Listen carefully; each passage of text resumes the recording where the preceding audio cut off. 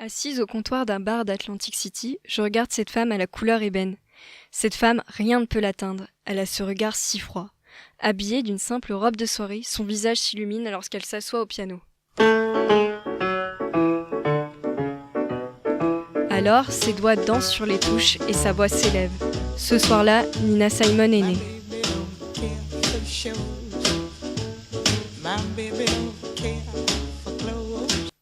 Sa voix a ce quelque chose qu'on n'oublie pas. Elle nous percute à jamais. Et cela pour 8 albums et pour des milliers de représentations. Nina voulait transmettre un message à celui-ci qui l'écoute. Elle voulait le rendre fou.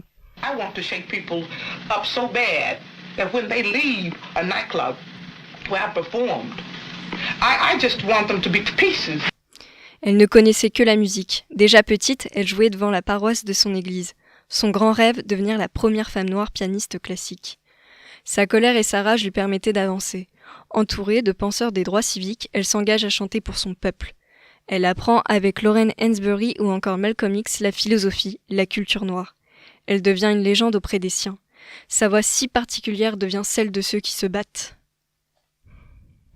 I think what you're trying to ask is why am I so insistent upon giving out to them that blackness, that black power, that black pushing them to identify with black culture. I think that's what you're asking. I have no choice over it. In the first place, to me, we are the most beautiful creatures in the whole world, black people. I mean that in every sense, outside and inside. And to me, we have a culture that is surpassed by no other civilization, but we don't know anything about it.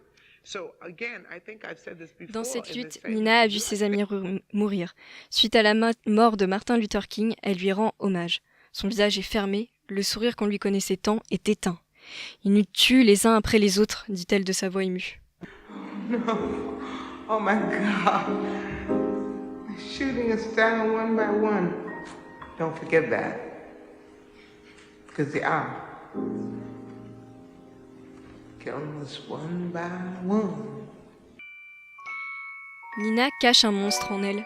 Ce monstre peu à peu grandit. Il la détruit à petit feu. Elle écrit chaque jour dans son journal. Elle y décrit sa profonde solitude, ses envies de suicide. Nina, l'écorchée vive. Un soir, elle arrête soudainement son concert. L'autre nuit, elle tire sur son voisin. Sa rage devient de plus en plus forte. Nina abandonne mari et fille pour partir dans son paradis, le Liberia. Elle disparaît de la scène. On la retrouve quelques années plus tard, en France, dans les bars miteux qu'elle a tant connus dans une autre époque. Nina s'est brûlé les ailes, elle a tout perdu. Elle s'est noyée dans l'alcool et le monstre est toujours là.